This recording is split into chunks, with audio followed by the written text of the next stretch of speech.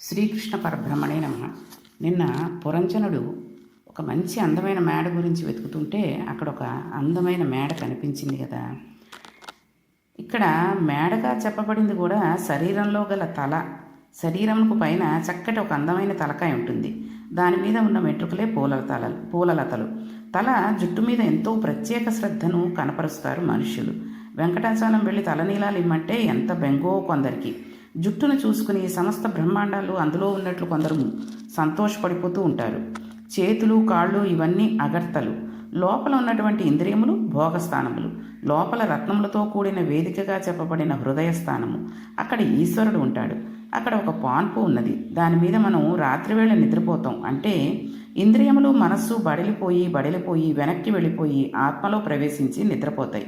ఇప్పుడు మనకి ఏమీ తెలియని స్థితి ఏర్పడుతుంది. ఈ పార్పు మీద పురంజనితో కలిసి పడుకుంటాడు ఈశ్వరుడు. అయితే పురంజని ఎదురు వచ్చి తనను వివాహం చేసుకోమన్నది పురంజని. అయితే పురంజనుడు ఆమెను నీవు ఎవరు అని ప్రశ్నించాడు. ఆవిడ నాకు తెలియదు అంది. ఆవిడ బుద్ధి. ఆవిడని 5 తలల పాములు కాపాడుతూ ఉంటుంది అని తెలుసుకున్నాం కదా. అవే పంచప్రాణాలు. ప్రాణ అపాన వ్యాన ఉదాన సమానములనేటటువంటి 5 ప్రాణములు. ఈవిడితో పాటు 11 మంది భటులు వచ్చారు. వారే పంచజ్ఞానేంద్రియములు, పంచకర్మేంద్రియములు, మనస్సు. ఈ 11ంటికి ఒక్కొక్క దానికి కొన్ని వందల వృత్తులు ఉంటాయి. ఈ వృత్తులన్నీ కలిపి వారి వెనక ఉన్న భటులు. ఇంతమందితో కలిసి ఆవిడ వచ్చింది. వివాహం చేసుకోమన్నాడు. చేసుకుంది. లోపల సంతోషంగా కాలం గడిపేస్తున్నాడు. ఆవిడ ఒక మాట చెప్పింది. ఈ కోటకు తూర్పు దిక్కుగా 5 ద్వారాలు ఉన్నాయి. అందులోంచి బయటకు వెళ్ళేటప్పుడు మాత్రం నీవు ఒక్కొక్క స్నేహితుడినే పట్టుకుని వెళ్ళాలి అని చెప్పింది. మన అందరం అనుభవించేటటువంటి సుఖములే ఆ ద్వారాలు. పనులు చేయడానికి మనం అందరం ద్వారంలోంచే కదా బయటకు వెడతాం. జీవుడు కూడా వాటిలోంచి బయటికి వెళ్ళి వ్యాపకములు చేస్తూ ఉంటాడు. తూర్పు దిక్కున ఉన్న 2 ద్వారములే ఈ 2 కళ్ళు. ఈ 2 కళ్ళతో జీవుడు బయటి ప్రపంచాన్ని చూసి దానితో సమన్వయం అవుతూ ఉంటాడు. 1వ ద్వారం పేరు ఖద్యోత, 2వ ద్వారం పేరు ఆవిర్ముఖి. ఇవి ఎంత చిత్రమైన పేర్లో చూడండి. ఈ 2 ద్వారములలోంచి బయటకు వెళ్ళేటప్పుడు ఒక్కొక్క స్నేహితుడితో వెడతాడు. ఒకడు ద్యుమంత్రుడు, 2వ వాని పేరు మిత్రుడు. ద్యు అంటే కాంతి, మిత్రుడు అంటే సూర్యుని పేరు. మీరు ఈ కళ్ళతో లోకాన్ని వెలుతురు ఉన్నప్పుడు మాత్రమే చూడగలరు. అందుకని ఈ కంటితో ఈ 2 మిత్రులను పట్టుకుని విభ్రాజితము అనబడే దేశమునకు వెడుతూ ఉంటారు. వెళ్ళి ఈ లోకమునంతటినీ చూస్తూ ఉంటారు. కాబట్టి ఇవి 2 ద్వారములు. ఇవి కొంచెం జాగ్రత్తగా వినండి మీరందరూ కూడా. తర్వాత క్రిందన మరో 2 ద్వారములు ఉన్నాయి. వాటి పేర్లు నళిని, నాళిని. ఈ 2 ద్వారముల నుండి బయలుదేరినప్పుడు అవధూతుడు అనే స్నేహితుడితో వెడతాడు. ఇక్కడ 2 స్నేహితులు ఉండరు. ఒక స్నేహితుడితోటే వెడతాడు. అవధూతుడు అంటే అంతటా తిరుగువాడు, అంటే వాయువు. అంటే పైన 2వ దాంట్లో ఉన్న నళిని, నాళిని అంటే ఏంటో మీకు ఇప్పటికి అర్థమయ్యే ఉంటుంది. ముక్కు ద్వారాలు. ఇక అంతటా తిరిగేవాడు వాయువు. వాయువు అనే స్నేహితునితో సౌరభము అనే దేశమునకు వెడతాడు. అంటే ఈ ముక్కుతో వాసనలు పీలుస్తూ ఉంటాడు. సౌరభము అంటే వాసన. ఈ విధంగా అవధూతిని సాయంతో నళిని, నాళిని గుండా సౌరభము అనే దేశమునకు వెళ్ళి వెనక్కి వస్తూ ఉంటాడు. 3వది 1 ద్వారం. దీని పేరు వక్తము అంటే నోరు. ఈ ద్వారంలోంచి బయటకు వెళ్ళేటప్పుడు ఒకసారి ఒక స్నేహితుడిని భుజం మీద చేయి వేస్తాడు. ఆయన పేరు రసజ్ఞుడు. ఒక్కోసారి బయటకు వెళ్ళేటప్పుడు రసజ్ఞుడితో వెళ్ళడు. విపణుడు అనే ఆయనను పిలిచి ఆయన భుజం మీద చేయి వేస్తాడు. రసజ్ఞునితో వెళ్ళినప్పుడు బహూదకము అనే దేశమునకు వెడతాడు. విపణుడితో వెళ్ళినప్పుడు ఆపణము అనే దేశానికి వెడతాడు.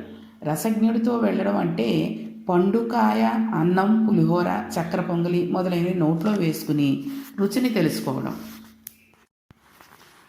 విపణుడితో వెళ్ళినప్పుడు ఆపణం చేస్తాడు. అంటే ఆపణం చేయడం అంటే మాట్లాడడం. పనికి మాలినవన్నీ మాట్లాడుతూ ఉంటాడు. ఈశ్వర సంబంధమైన విషయాలు తప్ప మిగిలినవన్నీ అక్కర్లేనివన్నీ మాట్లాడతాడు. ఈ విధంగా ఒకే ద్వారంలోంచి 2 మిత్రులతో కలిసి వెళ్ళి వస్తూ ఉంటాడు. కుడి పక్కన ఒక ద్వారం ఉంది. దీని పేరు పితృహు, అంటే కుడిపక్క చెవి అనమాట. ఈ ద్వారంలోంచి ఒకే స్నేహితుడితో బయటకు వెళ్ళాలి. ఆయన పేరు శృతిధరుడు, అంటే వేదం.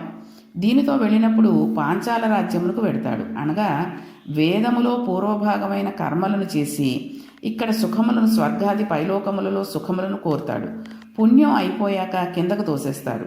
వేదమునందు పూర్వభాగములలో చెప్పబడిన సుఖములను కోరడానికి పాంచాల రాజ్యమునకు ఈ ద్వారంలోంచి శృతిధరుడితో బయటకు పెడతాడు.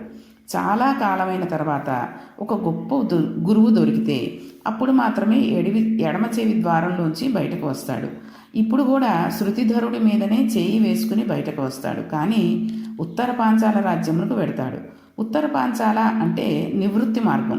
సుఖములను కోరుకోడు, కేవలం ఈశ్వరుడిని చేరుకుంటాను, నాకు అది చాలు అంటూ మోక్షమును కోరుకుంటాడు.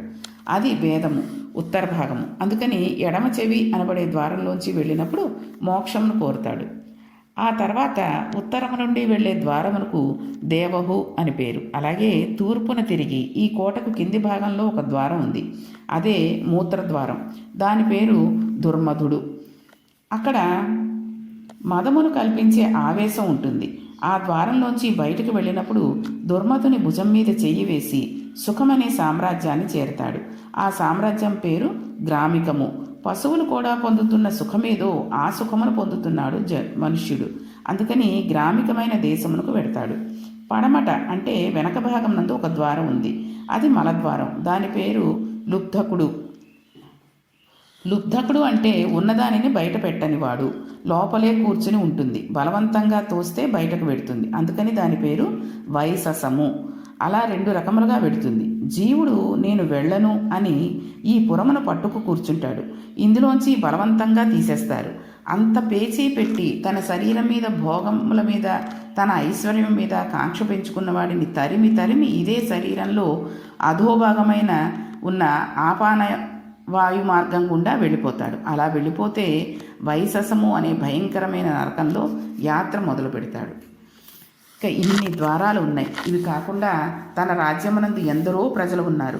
అందులో 2 కళ్ళు లేని వాళ్ళు ఉన్నారు. వారు పుట్టుకతో అంధులు.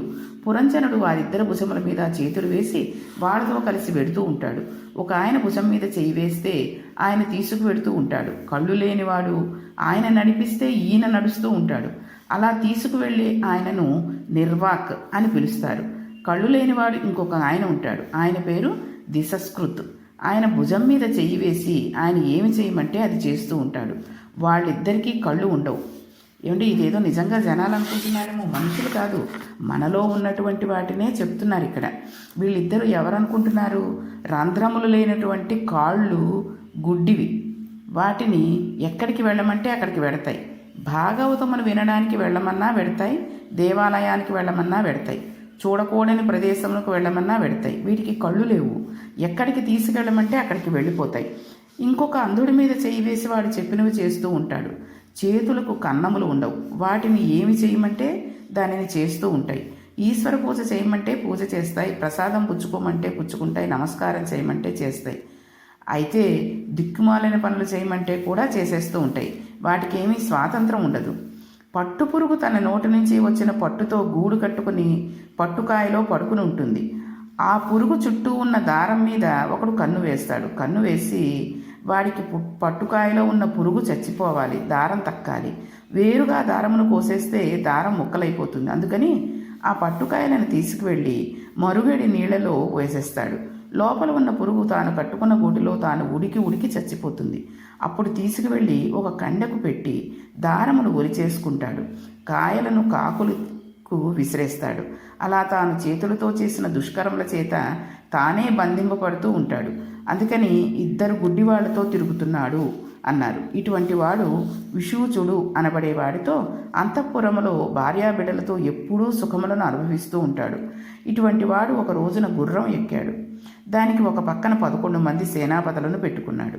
అవి 10 ఇంద్రియములు, ఒక మనస్సు, వాటికి ఒకటే కళ్ళం, ఒకడే సారథి. అనగా స్వప్నమునందు విహరిస్తున్నటువంటి జీవుడు అన్నమాట ఆ సారథి.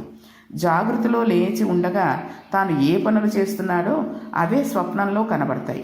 అందుకని ఆ రథం ఎక్కి తాను చంపవలసినవి, చంపకూడనివి వాటిని కూడా చంపేస్తూ ఉంటాడు.